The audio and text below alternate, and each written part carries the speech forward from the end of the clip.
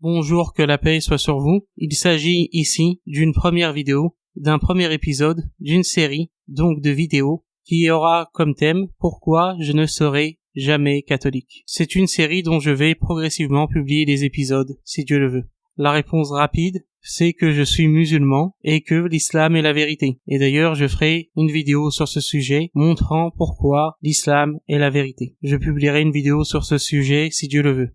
Mais ici, j'aimerais donner des réponses à la question pourquoi je ne suis pas catholique, qui sont en lien même avec les textes de l'Église catholique, pas simplement la Bible, mais les textes extra-bibliques de l'Église catholique, les sources extra-bibliques, donc du magistère de l'Église catholique. Car comme vous le savez, le catholicisme ne fonctionne pas comme le protestantisme qui fonctionne sur la base du sola scriptura, l'écriture seule. Dans le catholicisme, la tradition a une importance normative. Et il y a un sujet qui me gêne énormément dans le catholicisme, c'est la question de la croix, de la dite passion du Christ. Ce sujet me gêne dans le protestantisme au niveau de la moralité, puisque les protestants croient au sola fide, la foi seule sauve. Donc si on va au bout de la logique protestante, quelqu'un qui aurait fait le mal toute sa vie mais qui croirait en la dite divinité du Christ, en la rédemption, serait sauvé et ne passerait pas une seule seconde en enfer malgré toutes ses mauvaises actions, malgré tous les meurtres, les crimes que cette personne pourrait commettre. Bien entendu, les protestants s'en défendront en expliquant que il y a les fruits du salut, qu'une personne véritablement sauvée portera les fruits du salut. Mais d'autres protestants vous diront qu'une personne qui croit en Jésus, qui croit en la rédemption, ne peut pas perdre son salut, sauf si elle apostasie du christianisme. Et certains même vous diront, certains calvinistes notamment, ou encore certains baptistes, qu'il est strictement impossible pour une personne de perdre son salut. C'est la doctrine du « once saved, always saved ». Une fois sauvé, toujours sauvé. Donc cette personne ne peut jamais perdre son salut. Donc dans le protestantisme, la question de la dite passion du Christ me pose problème d'un point de vue moral. Dans le catholicisme, je vois cette question sous un angle différent, puisque les catholiques ne croient pas au sola fide dans le sens où l'entendent les protestants. D'ailleurs, le sola fide a été anathémisé au Concile de Trente. Voici donc la vision catholique. Les catholiques disent, comme tous les chrétiens trinitaires du moins, que Jésus est mort pour les péchés de l'humanité.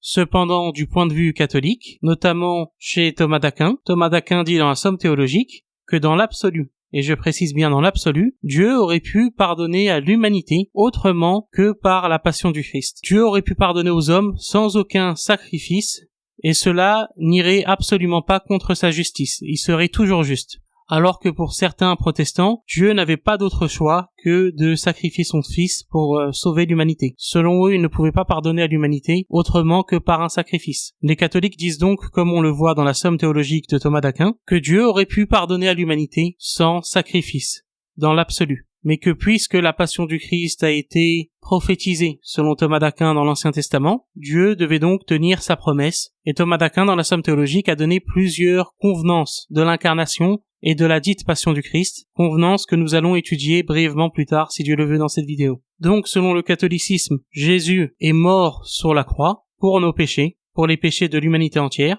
Par contre, la croix n'était pas une nécessité absolue, Dieu aurait pu pardonner à l'humanité sans la croix, sans qu'il y ait une nécessité d'un sacrifice, sans que Dieu ait besoin de demander à son Fils de se sacrifier, donc sans la dite passion du Christ. Ensuite, pour être sauvé, la grâce du salut selon les catholiques, et là c'est pas très différent des protestants, elle vient de Dieu. Personne ne peut se sauver sans Dieu. Personne ne peut se sauver par ses propres mérites. Sur cela, les protestants et les catholiques sont d'accord, même si c'est un accord théorique, comme l'a montré l'accord entre les catholiques, entre le Vatican, et certains luthériens, l'accord de l'an 2000, sur la question du salut par la foi. Mais sur ce fait, les catholiques disent comme les protestants que l'acte de salut en lui-même ne vient que de Dieu, que ce n'est pas par le mérite de l'individu. Cependant, dans le catholicisme, il est possible de perdre son salut en commettant ce qu'on appelle des péchés mortels. Dans le catholicisme, et on voit cela notamment dans le catéchisme de Pie X, mais même dans le catéchisme de 1992, le nouveau catéchisme, un catholique qui commettrait un seul péché mortel, sans se repentir, soit par la confession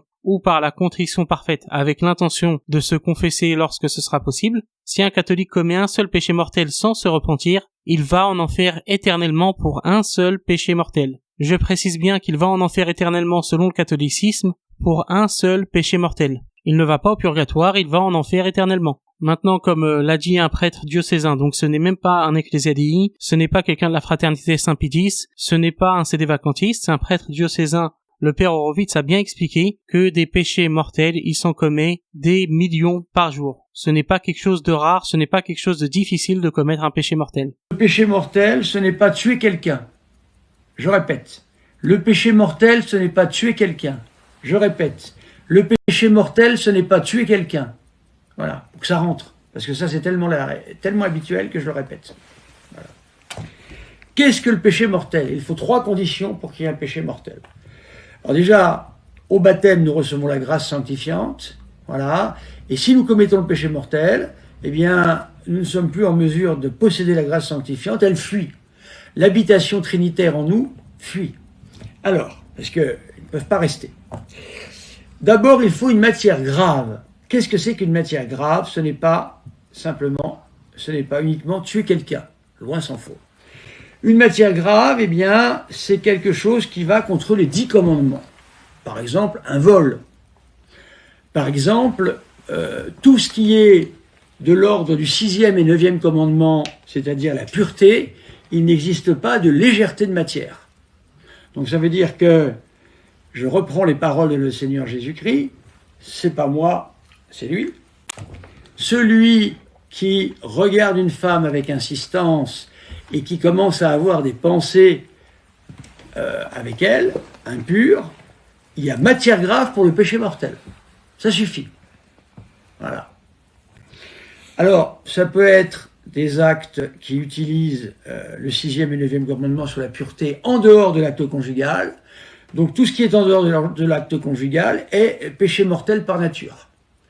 Voilà. Il n'y a pas de légèreté matière, ça veut dire que c'est un acte grave toujours, même un regard. Attention, quand la tentation arrive, voilà, vous regardez la jolie femme, voilà, vous voyez que c'est une jolie femme, il n'y a pas de péché.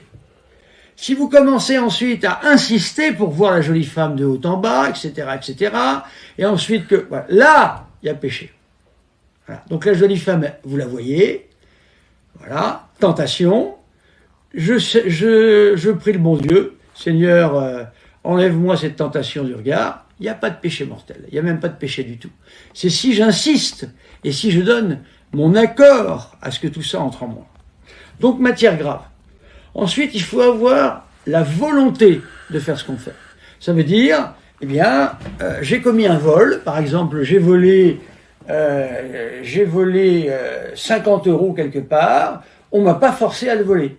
Si on m'a forcé à le voler, c'est pas libre. L'acte doit être libre et volontaire. Voilà. J'ai été sur Internet, je sais très bien ce que je fais quand je vais sur un site porno.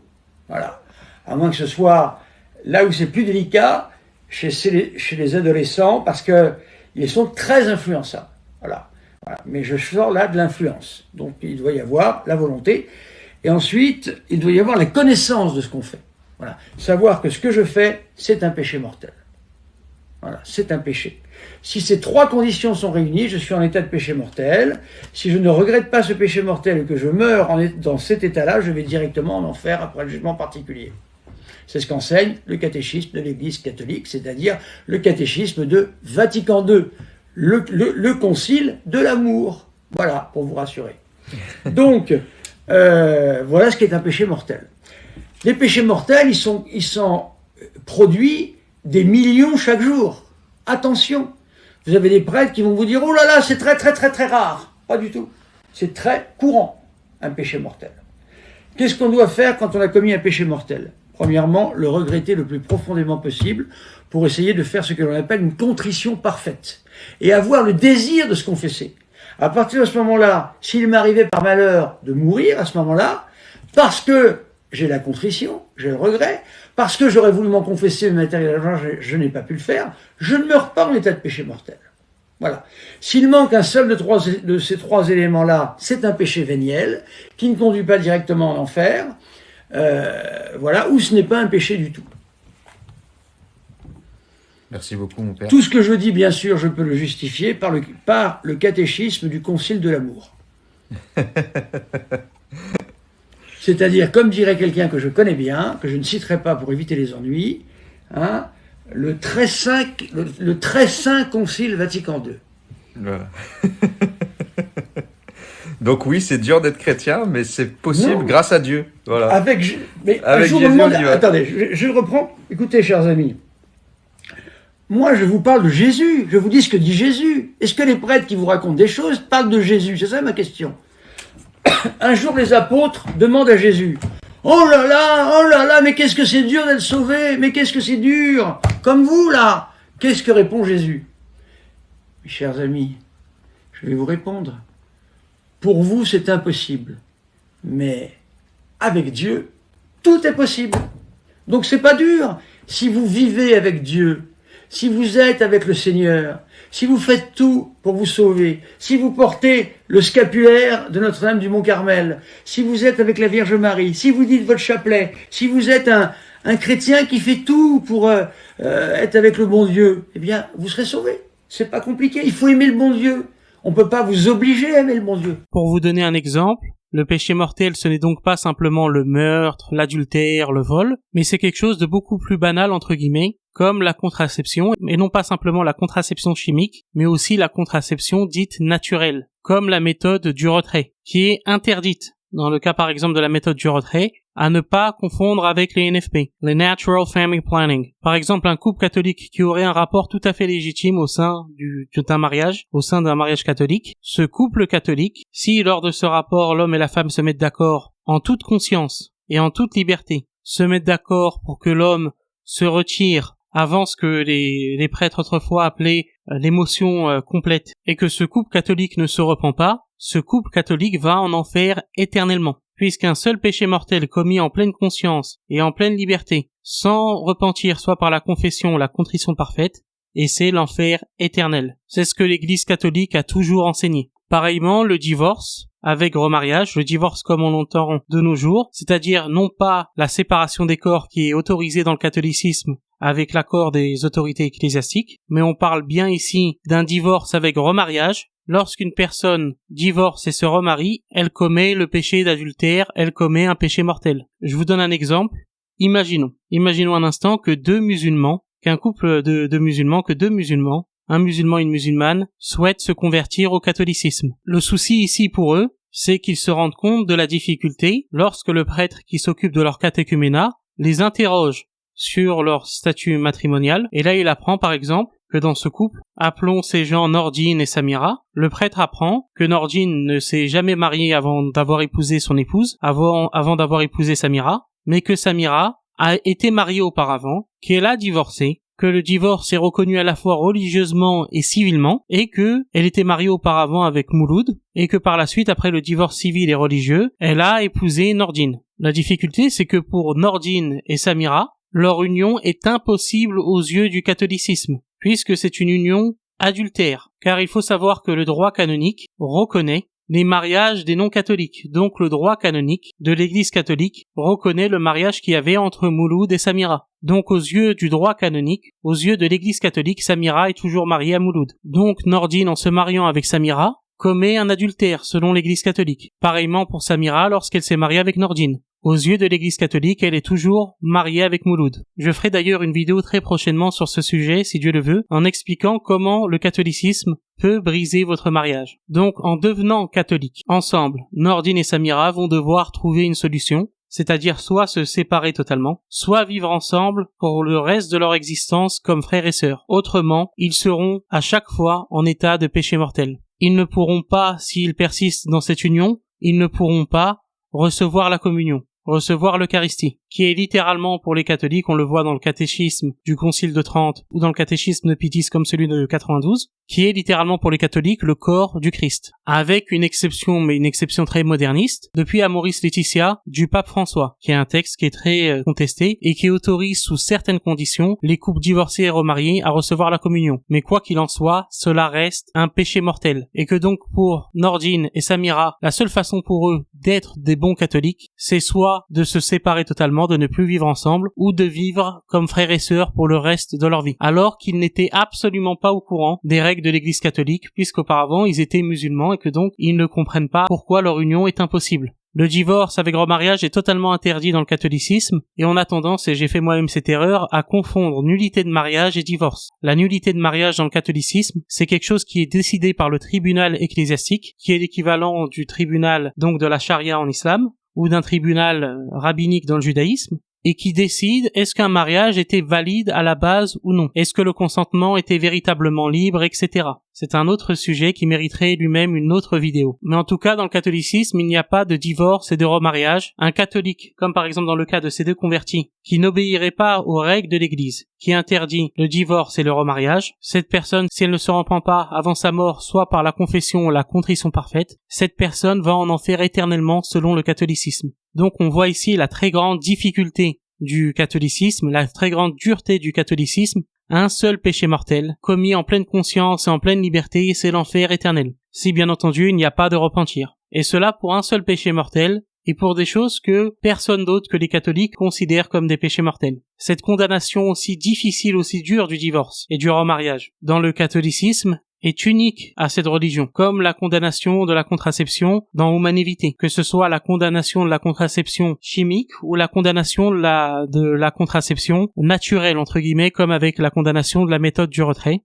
Et pour cela, il suffit de lire des ouvrages de théologiens catholiques sur ce sujet, comme Foyer rayonnant que j'ai lu récemment, et qui parlent de l'interdiction donc de la contraception même naturelle, à ne pas confondre avec l'ANFP, The Natural Family Planning, ou encore un livre qui s'appelle Sexe catholique, le licite et le défendu, de l'ancien évêque du Mans, et qui parle également de cette interdiction de ce qui est appelé l'onanisme conjugal. Donc l'homme n'a pas le droit dans le catholicisme de se retirer avant l'émotion complète, qui est un euphémisme pour désigner autre chose, mais je pense que vous avez compris. Donc on voit ici la dureté du catholicisme, dureté qui est plus grande que l'Ancien Testament, puisque dans l'Ancien Testament, le divorce était autorisé. Et l'Église catholique interprète de manière très dure les paroles de Jésus sur le divorce, de façon bien plus dure que celle des protestants ou que celle des orthodoxes. Donc la question qui se pose ici, et que je pose à mes chers amis catholiques, et ce n'est pas simplement une question rhétorique, c'est une question que je me pose véritablement, c'est une question qui m'a empêché à de nombreuses reprises de dormir, Dieu en soit témoin que cette question m'a empêché de dormir. C'est la question suivante, quel est le bienfait pratique de la dite passion du Christ pour le salut de l'humanité? Alors que ce salut aurait pu être possible autrement, comme on l'apprend dans la Somme théologique, Dieu aurait pu pardonner dans l'absolu l'humanité sans sacrifice, et qu'en plus la dureté du catholicisme n'explique pas en quoi la dite passion du Christ est un avantage pour le salut de l'humanité. En quoi cela la rend plus facile. Que Dieu soit témoin, mes chers amis, je me suis tellement posé cette question. J'ai tellement cherché à trouver ma raison pratique pour la dite passion du Christ dans le catholicisme que j'ai eu à plusieurs reprises des migraines, que j'ai passé à plusieurs reprises des nuits blanches. Parce que j'essaye de comprendre véritablement ce sujet. Je n'aime pas lorsque les gens critiquent l'islam sans connaître l'islam, sans avoir étudié notre religion. Donc j'essaie de connaître au mieux le catholicisme avant de critiquer le catholicisme. Croyez-moi, mes chers amis, cette question m'a hanté et continue de me hanter encore jusqu'à aujourd'hui. Il faut savoir, comme je l'ai dit précédemment, que Thomas d'Aquin, dans sa Somme théologique, donne plusieurs raisons, plusieurs convenances de la passion du Christ. Pourquoi Dieu aurait-il choisi la passion du Christ plutôt qu'un autre moyen afin de racheter l'humanité, afin de sauver l'humanité du péché? Thomas d'Aquin donc donne un ensemble de raisons. Elles sont toutes symboliques, ce sont toutes des raisons symboliques. Il n'y a aucune raison pratique, mais cependant il y a une raison qui est intéressante. C'est la première, c'est, selon Thomas d'Aquin, afin de montrer à l'humanité, afin pour Dieu de montrer à l'humanité son amour. Dieu aurait envoyé son Fils sur la croix afin de montrer à l'humanité son amour. Il est évident que Dieu a d'autres façons de montrer son amour à l'humanité, notamment par le biais de la révélation, par sa création, par plein d'autres moyens. Nous sommes entourés par les bienfaits de Dieu au quotidien, comme nous le rappelle la sourate 55 du Coran, le miséricordieux. On voit les bienfaits de Dieu dans ce bas monde, bienfaits qui sont donnés à la fois aux croyants comme aux non-croyants, aux musulmans comme aux non-musulmans. Car comme on le sait, ce bas monde, Dieu le donne à tout le monde. Par contre, l'au-delà est donné à ceux qui croient et qui agissent bien en se soumettant pleinement à Dieu. Et comme le dit le Christ, Dieu fait pleuvoir sur les méchants et sur les bons. Donc Dieu n'a pas besoin d'envoyer son Fils qui est Dieu par ailleurs, selon la théologie chrétienne trinitaire, n'a pas besoin de l'envoyer sur la croix afin de montrer son amour. Je vais vous donner un exemple très rapide pour vous montrer en quoi il est illogique de dire que Dieu aurait utilisé la passion du Christ pour montrer son amour à l'humanité. Ça serait un peu comme l'histoire d'un père et d'un fils. Imaginons que le fils en question soit parti en Amérique du Sud et que là, tout son argent liquide a été volé par des brigands. Le fils en question appelle son père en détresse et lui dit « Papa, s'il te plaît, envoie-moi de l'argent, fais-moi un virement bancaire, car mon argent a été volé. Il ne me reste plus que ma carte bleue, et donc le seul moyen pour moi de m'en sortir et de rentrer à la maison, c'est que tu m'envoies de l'argent pour que je puisse m'acheter ce qui est nécessaire en nourriture, en billets de transport, etc., en billets d'avion pour rentrer à la maison. » Et là, le père lui répond « Attends mon fils, j'arrive. » Le fils ne comprend pas, et pendant plus d'un mois, le père fait le trajet à pied, puis en bateau, jusqu'en Amérique du Sud. Dans le bateau, il se fait frapper. En Amérique du Sud, il se fait voler la quasi-totalité de ses biens par des brigands, puis il se fait kidnapper en Amérique du Sud par des groupes communistes. Au final, au moment où il arrive là où son fils se trouve en Amérique du Sud, il ne lui reste que l'argent qu'il devait donner à son fils afin qu'il achète son billet d'avion. Et là, il arrive devant son fils et il s'écroule de fatigue. Il donne l'argent à son fils et le fils lui demande « Papa, pourquoi tu es venu en plus dans cet état ? Toi qui étais si riche, t'aurais pu prendre un billet d'avion à la limite, mais pourquoi tu ne m'as pas simplement fait un virement bancaire, un simple virement bancaire ?» Et là, le père de répondre au fils, « Mon fils, j'aurais pu tout simplement te faire un simple virement bancaire, ça m'aurait pris moins de 5 minutes, cela m'aurait évité tous ces désagréments, cela m'aurait évité d'arriver quasiment mourant vers toi, mais si je suis venu vers toi en te donnant l'argent de la main à la main, en m'étant fait voler, kidnappé par des groupes communistes, si j'ai fait tout ça, c'est pour te montrer mon amour. » Et c'est là on voit que la raison que donne Thomas d'Aquin, avec tout le respect que j'ai pour Thomas d'Aquin, qui est quelqu'un de particulièrement brillant comme vous le savez, avec tout le respect que j'ai pour Thomas d'Aquin, avec tout le respect que j'ai pour les catholiques, c'est là on voit que cette raison de l'amour de Dieu pour justifier la croix, que cette raison n'est pas logique. On voit dans cette liste que toutes ces raisons sont symboliques et qu'en plus, elles posent différents problèmes. La première raison, la raison de l'amour de Dieu afin de prouver l'amour de Dieu pose des problèmes, comme on l'a vu, avec l'exemple un peu imagé que je vous ai donné, mais bien entendu les autres raisons posent d'autres problèmes, et surtout, elles ne sont pas pratiques, ce ne sont pas des raisons pratiques, ce sont des raisons purement symboliques et non pas pratiques. Donc on n'a pas de raison pratique qui explique pourquoi Dieu aurait choisi la croix, selon l'Église catholique, alors qu'il aurait pu faire autrement, dans l'absolu. Donc, quelle est la raison pratique? Quel est l'avantage pratique? Quelle est la plus-value pratique, si je peux me permettre cette expression, de la dite passion du Christ? Quelle est la plus-value pratique de la dite passion du Christ par rapport à l'Ancien Testament? En quoi est-il plus facile aujourd'hui pour un catholique d'être sauvé dans le catholicisme que cela l'était pour ce que lui voit comme son ancêtre spirituel, c'est-à-dire les enfants d'Israël, à l'époque de l'Ancien Testament? En quoi est-ce plus facile pour un catholique d'être sauvé aujourd'hui que cela l'était pour les patriarches de l'Ancien Testament,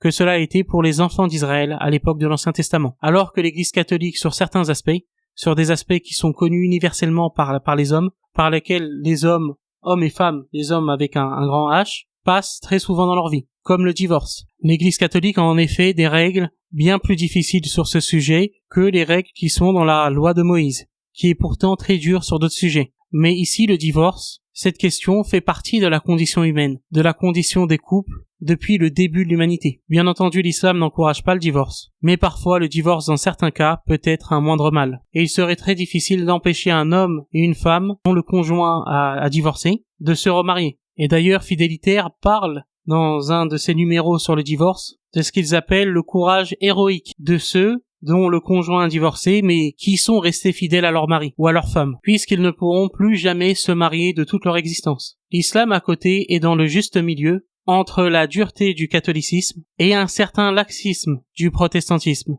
Le protestantisme reconnaît que le croyant, même s'il est sauvé, doit vivre selon la loi de la grâce et doit éviter les grands péchés, doit éviter d'offenser Dieu. Il n'y a pas de souci à ce niveau-là. Le protestantisme condamne le meurtre, l'adultère, la fornication, le vol, le mensonge, etc.